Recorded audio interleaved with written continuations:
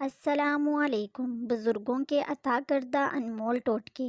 تربوز کھانے کے بعد معمولی سا نمک انگلی پر لگا کر چاٹ لیا جائے۔ تربوز پیٹ میں پانی بن جاتا ہے اور پیٹ میں بھاری پن محسوس نہیں ہوتا ہے۔ بد ہضمی اور بھوک کی کمی کے لیے آدھا چائے کا چمچ سفید زیرہ صبح شام کھانا کھانے سے پہلے پانی کے ساتھ لیں۔ اگر چاہیں تو سفید زیرے کو پیس کر سونف بنا کر بھی استعمال کر سکتے ہیں۔ صبح دوپہر اور شام بڑی الائچی کے 3 عدد دانے چبا کر کھا لیا کریں۔ تیسرے ہی دن پیٹ کی گیس ایسے غائب ہو جائے گی جیسے کبھی تھی ہی نہیں۔ زیتون کا تیل 200 گرام، شہد 200 گرام، کلونجی 50 گرام۔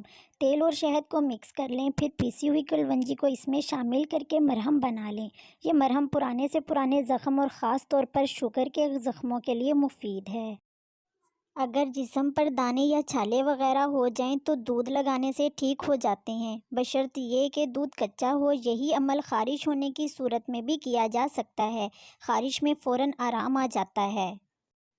کلونجی اور میتھے ہم وزن پیس کر 1 چٹکی کھانا پکانے کے دوران ڈال دیں تو کھانا خوش ذائقہ اور خوشنما ہو جاتا ہے۔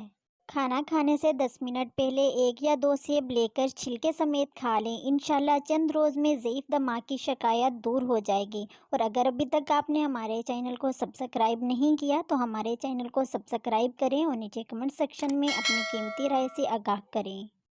بار بار پیشاب کی حاجت محسوس ہو رہی ہو تو 1 چھٹانک بھنے ہوئے چنے کھا کر اوپر سے تھوڑا گڑ کھا لیں۔ 10 بار لگاتار کرنے سے زیادہ پیشاب آنے کی تکلیف دور ہو جاتی ہے۔ بوڑھے افراد اس نسخے کو زیادہ دن تک استعمال کریں۔ یہ نسخہ نہایت مفید اور آموزدہ ہے۔